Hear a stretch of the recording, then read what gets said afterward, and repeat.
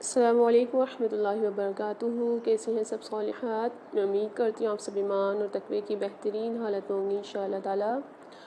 آج ہم سورہ آل عمران کی آیت نمبر 64، 65 اینڈ 66 پڑھیں گے۔ رب اشرح لی صدری ویسر لی امری واحلل عقدۃ من لسانی یفقہوا قولی رب زدنی علما اللہم فقہنا فی الدین آمین۔ بسم اللہ الرحمن الرحیم۔ قل یا اہل الکتاب تعالوا الی کلمۃ سواء بیننا وبینکم الا نعبد الا اللہ ولا نشرک به شیئا ولا يتخذ بعضنا بعضا اربابا من دون اللہ فإن تولوا فقولوا اشہدوا بأننا مسلمون۔ اب اس کا ترجمہ کریں گے۔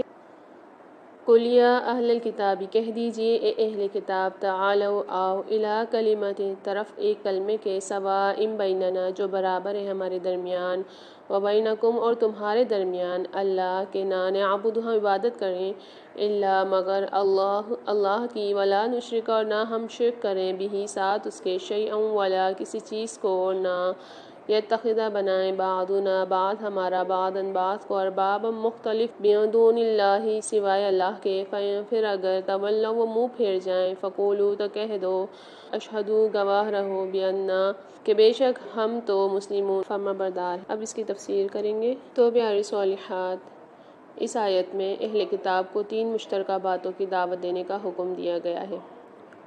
اللہ پاک کے سوا ہم کسی کی عبادت نہ کریں، اس کے ساتھ کسی کو شریک نہ ٹھہرائیں، اور ہم میں سے کوئی کسی کو اللہ کے سوا رب نہ بنائے۔ تورات اور انجیل میں تحریف کے باوجود تورات تو اب بھی توحید سے اور شرک کی ممانعت سے لبریز ہے۔ انجیل میں بھی یہی تعلیم متفرق طور پر موجود ہے، جیسے تو خدا کو سجدہ کر اور صرف اسی کی عبادت کر، بلکہ یہ بھی ہے زمین پر اللہ کے احکام پر عمل ہونا چاہیے۔ تیری بادشاہی آئے، تیری مرضی جیسی آسمان پر پوری ہوتی ہے زمین پر بھی ہو۔ اہل کتاب تینوں باتوں کی مخالفت کر رہے تھے۔ یہود نے عزیر کو اور نصارہ نے مسیح کو اللہ کا بیٹا قرار دے کر ان کی پرستش شروع کر دی، اور دونوں نے اپنے اپنے احبار اور رہبان کی حلال کردہ چیزوں کو حلال اور حرام کردہ کو حرام ٹھہرا کر انہیں رب ہونے کا درجہ دے دیا۔ رسول اللہ صلی اللہ علیہ وسلم نے اللہ پاک کے حکم کے مطابق اہل کتاب کو اس مشترکہ عقیدے کی دعوت دی۔ جو قریب تھے انہیں براہ راست دعوت دی، اور جو دور تھے انہیں خط لکھے۔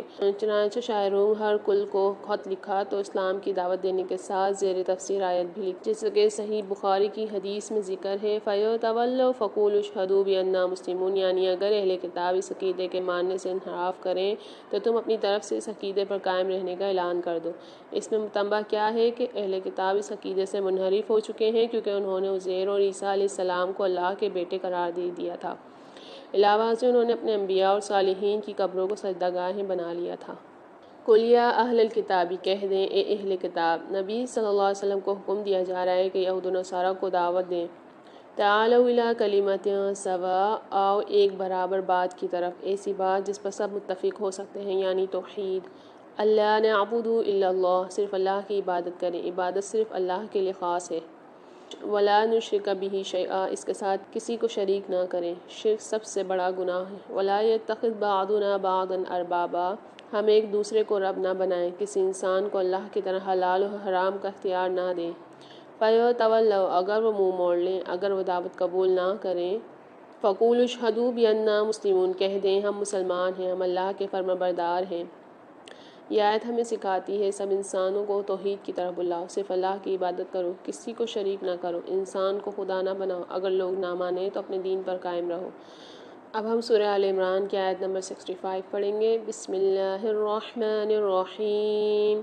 یا اہل الکتاب لم تحاجون فی ابراہیم وما انزلت التوراۃ والانجیل الا من بعدہ افلا تعقلون۔ اس کا آسان سا ترجمہ ہے، اے اہل کتاب، تم ابراہیم علیہ السلام کے بارے میں کیوں جھگڑا کرتے ہو، حالانکہ تورات اور انجیل تو ان کے بعد نازل ہوئی، کیا تم عقل سے کام نہیں لیتے؟ تو پیاری صالحات، اس آیت میں بتایا جا رہا ہے کہ یہود ابراہیم علیہ السلام کے یہودی ہونے کے دعوے دار تھے، اور نصارہ ان کے نصرانی ہونے کے، اور یہ بات ایسی تھی جو واضح طور پر غلط تھی۔ ابراہیم علیہ السلام کا زمانہ ہزاروں برس پہلے کا ہے۔ یہ تورات اور انجیل ان کے بہت بعد نازل ہوئیں، تو وہ یہودی یا نصرانی کیسے ہوئے؟